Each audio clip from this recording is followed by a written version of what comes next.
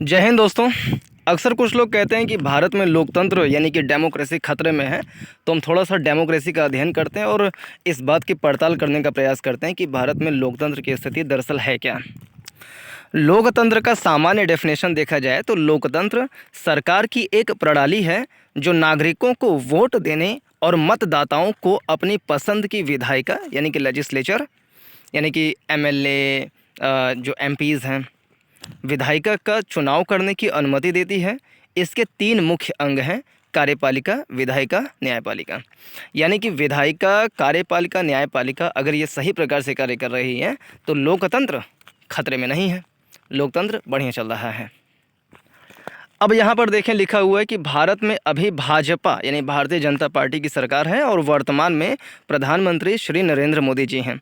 अर्थात अगर हमें लोकतंत्र की पड़ताल करना है तो हमें भाजपा या फिर प्रधानमंत्री नरेंद्र मोदी या वर्तमान की जो एनडीए की सरकार है उसके द्वारा लागू की गई नीतियाँ अगर लोक के लिए यानी लोगों के लिए अच्छी हैं, उनको समावेशी विकास में उनको लेकर के आती हैं, उनका डेवलपमेंट करती हैं, चाहे फाइनेंशियल इंक्लूजन हो, चाहे उनका इंफ्रास्ट्रक्चरल डेवलपमेंट हो, एजुकेशनल डेवलपमेंट हो, हेल्थ वाइज डेवलपमेंट हो, ये सारी चीज़ें अगर उनको सुविधाएं प्राप्त हो रही हैं भली भांति और पहले से काफ़ी अच्छे रूप में अगर मिल रही हैं तो हम कह सकते हैं लोकतंत्र खतरे में नहीं है।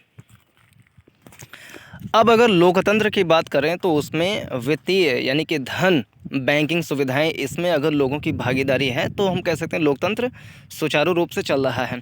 क्योंकि अगर लोगों का विकास करना है, अगर वो बैंकिंग सुविधाओं से वंचित हैं, बैंकों से जुड़े नहीं हुए हैं, तो उनका वित्तीय लेन देन, सरकार द्वारा जो डायरेक्ट बेनिफिट ट्रांसफ़र किया जाता है या जो विभिन्न प्रकार की योजनाएं आती हैं या उनको डिपॉजिट करना है, विड्रॉल करना है, ट्रांसफ़र करना है, कुछ भी बैंकिंग गतिविधि या इकोनॉमिकल या फाइनेंशियल एक्टिविटी करनी है, अगर उनके पास बैंक अकाउंट ही नहीं है तो जाहिर सी बात है कि वो अपने डेवलपमेंटल वर्क कैसे कर सकते हैं। तो पहले देखें वित्तीय समावेशन होता क्या है। तो वित्तीय समावेशन से संबंधित मुद्दों के समाधान के लिए भारत सरकार ने डॉक्टर सी रंगराजन की अध्यक्षता में वित्तीय समावेशन समिति का गठन किया था। इस समिति ने दिनांक 4 जनवरी 2008 को माननीय केंद्रीय वित्त मंत्री को अपनी अंतिम रिपोर्ट सौंपी थी।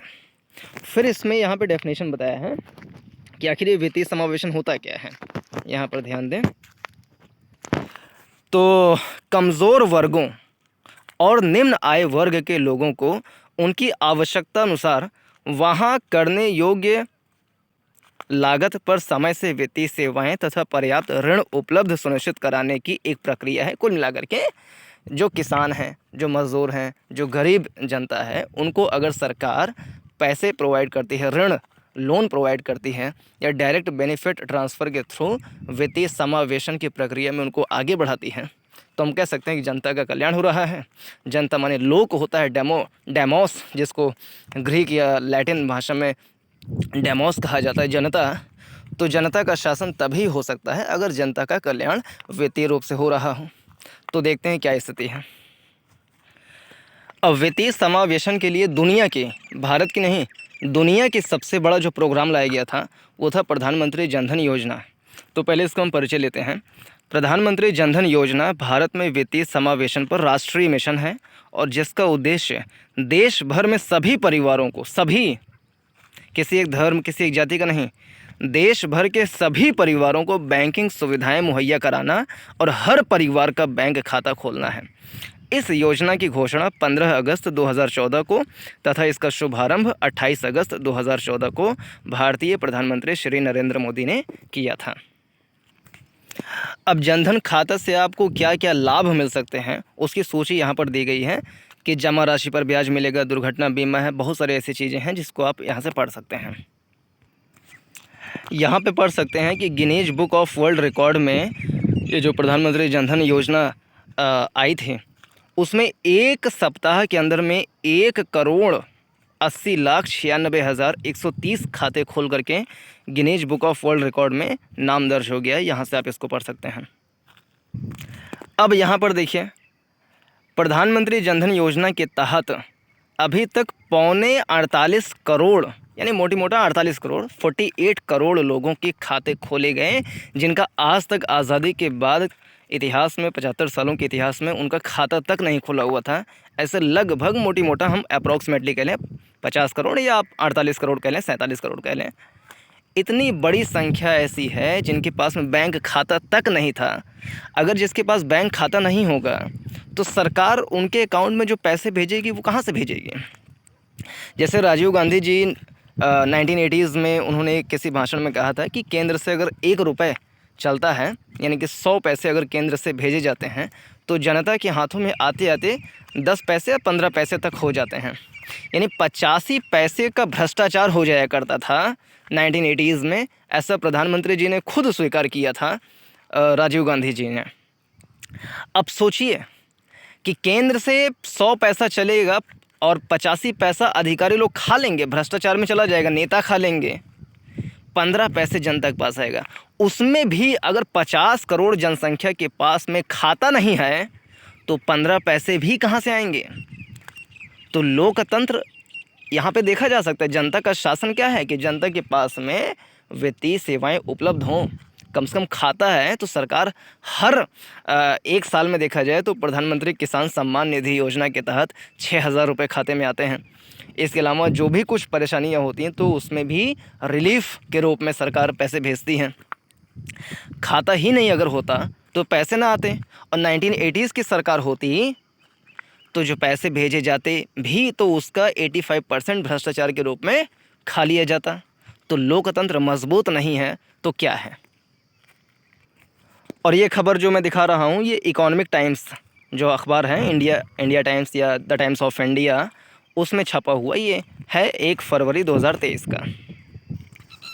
यहाँ पे कोरोना संबंधी राष्ट्रीय हेल्पलाइन नंबर दिया गया है, स्वास्थ्य मंत्रालय का, चाइल्ड हेल्पलाइन का, मनोवैज्ञानिक सहायता लेनी हो तो वरिष्ठ नागरिकों के लिए, आयुष परामर्श के लिए माई गव व्हाट्सएप हेल्प डेस्क दिया गया है। तो ये सारे नंबर जारी किए गए हैं ताकि अगर कोई कोरोना से पीड़ित है या उसको कुछ समस्याएं हैं तो इस पर संपर्क करके अपनी समस्या बता सकता है। तो यह है जनता, यह है जनता का शासन कि जनता के लिए चीज़ों को उपलब्ध कराना आसान तरीके से। और देखिए स्वास्थ्य के क्षेत्र में सरकार कितना मेहनत कर रही है, कितना सही तरीके से पूरा प्रशासन, पूरा शासन तंत्र जो है अच्छे से काम कर रहा है। अभी तक देखें ये पूरा मतलब लाइव है जिसमें कुल मामले अभी तक आए हैं 4,49,93,282, यानी 4.5 करोड़ मामले आए अभी तक, जिसमें से 4,44,59,372 लोगों को स्वस्थ किया गया। 98.81 हम कह लें, 98.9 कह लें या 99% कह लें, मोटी मोटा अप्रॉक्सीमेटली ये आपको देखना 98.81 सीधा सीधा। तो 98.81 लोगों को स्वस्थ करिए भारत सरकार। संख्या देखें, ये संख्या कितनी है, ये संख्या जितना यूके का आबादी है उसका आधा है, जितना फ्रांस की आबादी है उसका आधा है, जितना जर्मनी की आबादी है उसका आधा है। यानी आधे यूके या आधे फ्रांस या आधे जर्मनी के पॉपुलेशन के बराबर लोगों को भारत सरकार ने स्वस्थ किया है पिछले 2 सालों में। अगर सरकार में लोकतंत्र नहीं होता, डेमोक्रेसी नहीं होता, तो 4,44,59,372 करोड़ लोग, संख्या आप देख रहे हैं, सरकार ने जितनों को स्वस्थ किया है वो नहीं हो पाते। और इन संख्या में जो स्वस्थ हुए हैं ये किसी एक धर्म, किसी एक जाति, किसी एक क्षेत्र से नहीं है। पूरे भारत जो 32,87,263 वर्ग किलोमीटर में रहने वाली 142 करोड़ 86 लाख की आबादी है, उसमें से आए हैं ये 4.5 करोड़ जिनको सरकार ने स्वस्थ किया है। तो डेमोक्रेसी इसको नहीं कहा जाएगा तो किसे कहा जाएगा। अब यहाँ पर देखें लोकतंत्र क्या है, ये तीसरा एग्जाम्पल मैं दे रहा हूँ।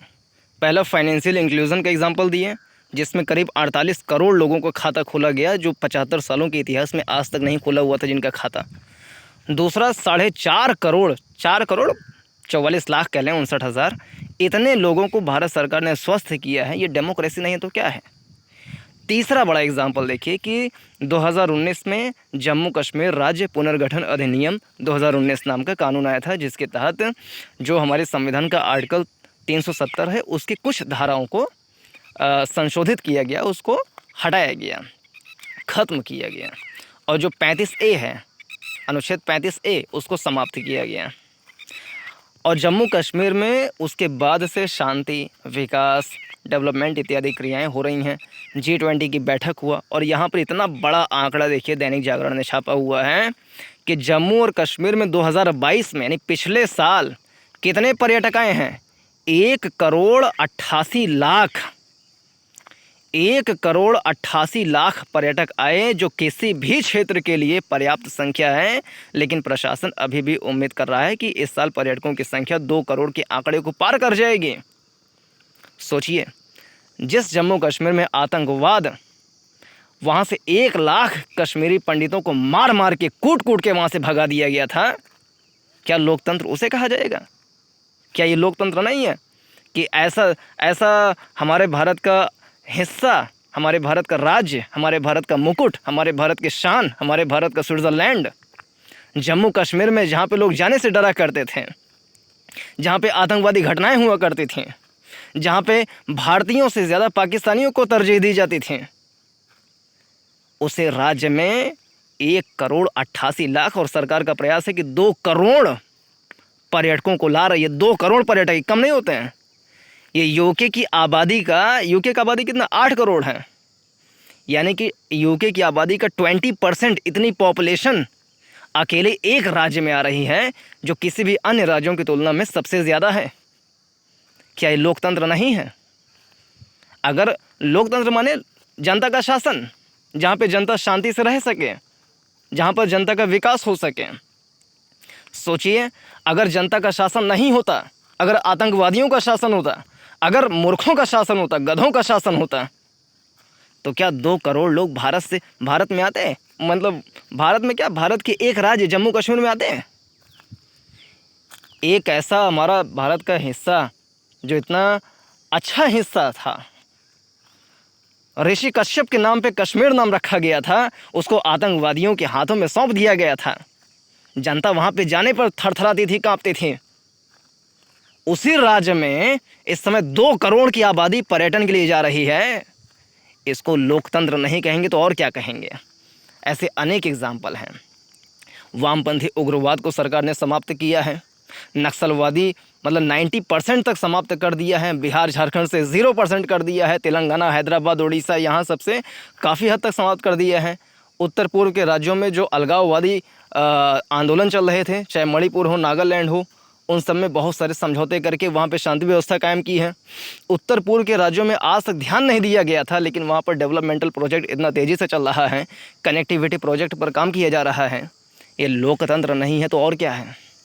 ऐसे अनेकों एग्जाम्पल हैं, लेकिन वीडियो 5 घंटे की बन सकती है, आप उसको देख नहीं सकेंगे, इसलिए हम इसी पर समाप्त करते हैं। नमस्कार, जय हिंद।